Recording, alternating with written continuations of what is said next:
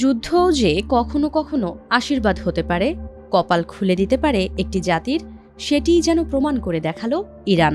দীর্ঘদিনের নিষেধাজ্ঞায় যখন বিপর্যস্ত দেশটির অর্থনীতি, তখন মরুর বুকে বৃষ্টি হয়ে দেখা দিয়েছে যুদ্ধ। ইরানের সামনে সুযোগ তৈরি হয়েছে $300 বিলিয়ন বিনিয়োগ তহবিল গঠনের।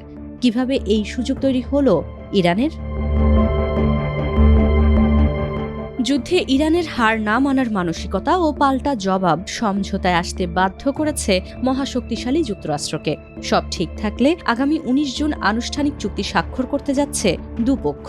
চুক্তিটি বাস্তবায়ন হলে ইরানের জন্য প্রায় $300 বিলিয়ন একটি বিনিয়োগ তহবিল গঠনের সুযোগ তৈরি হতে পারে, যা বিপর্যস্ত ইরানের অর্থনীতিতে এনে দিতে পারে স্বস্তি। ধারণা করা হয় যুদ্ধে ইরানের ক্ষতি হয়েছে প্রায় $29 বিলিয়ন। ফলে 1942 সালের পর সবচেয়ে উচ্চ মূল্যস্ফীতির মুখোমুখি এখন ইরান। এ অবস্থায় যদি $300 বিলিয়ন বিনিয়োগ আসে দেশটিতে, তাহলে ভেঙে পড়া অর্থনীতিকে নতুন করে ঘুরে দাঁড়ানোর সুযোগ করে দেবে সেটি। ইরানে বিনিয়োগ নিয়ে ওয়াশিংটনের ভাষ্য, এই অর্থ সরাসরি তেহরানকে দেবে না যুক্তরাষ্ট্র। তাহলে কোথা থেকে আসবে $300 বিলিয়ন তহবিল? এ ব্যাপারে মার্কিন ভাইস প্রেসিডেন্ট জেডি ভ্যান্স জানিয়েছেন, এই অর্থ কোনো সরকারি ক্ষতিপূরণ নয়, বরং ইরান যদি চুক্তির শর্ত মেনে চলে, তাহলে আন্তর্জাতিক বিনিয়োগকারীদের জন্য দেশটির বাজার খুলে দেওয়া হবে, যারা বিনিয়োগ করবে দেশটিতে। এছাড়া পারমাণবিক কর্মসূচি নিয়ে স্বচ্ছতার বিনিময়ে আবারও বৈশ্বিক অর্থনীতিতে ফিরে আসার সুযোগ পাবে ইরান। ইরানের রাষ্ট্রীয় সংবাদ মাধ্যম মেহর নিউজ জানিয়েছে, ওয়াশিংটনের সঙ্গে যুদ্ধবিরতি চুক্তির বিনিময়ে নিজেদের জব্দ করা $24 বিলিয়ন সম্পদ ছাড় পেতে যাচ্ছে ইরান। যদিও সম্পদ অবমুক্ত করার বিষয়ে আলোচনার কথা জানালেও অর্থের পরিমাণের কথা চুক্তির নথিতে নেই বলে জানিয়েছেন ভ্যান্স।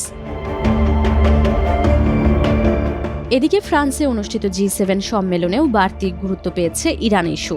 বৈঠক শেষে মার্কিন প্রেসিডেন্ট ডোনাল্ড ট্রাম্পের কথায় যা স্পষ্ট হয়েছে, ইরানের সঙ্গে চুক্তির ঠিক আগ মুহূর্তে বৈরুতে ইসরায়েলের হামলা যে তিনি পছন্দ করেননি, সেটা আরও একবার জানিয়েছেন ট্রাম্প।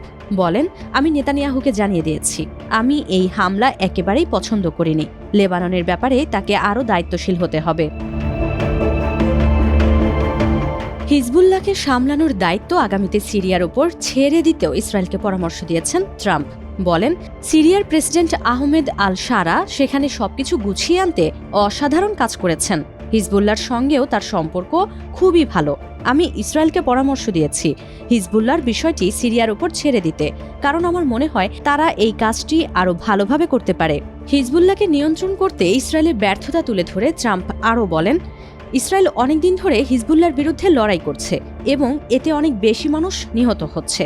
কাউকে খোঁজার জন্য প্রতিবার একটি ভবন গুঁড়িয়ে দেওয়ার দরকার নেই, কারণ ওই ভবনগুলোতে অনেক লোক থাকে এবং তারা সবাই হিজবুল্লাহর নয়।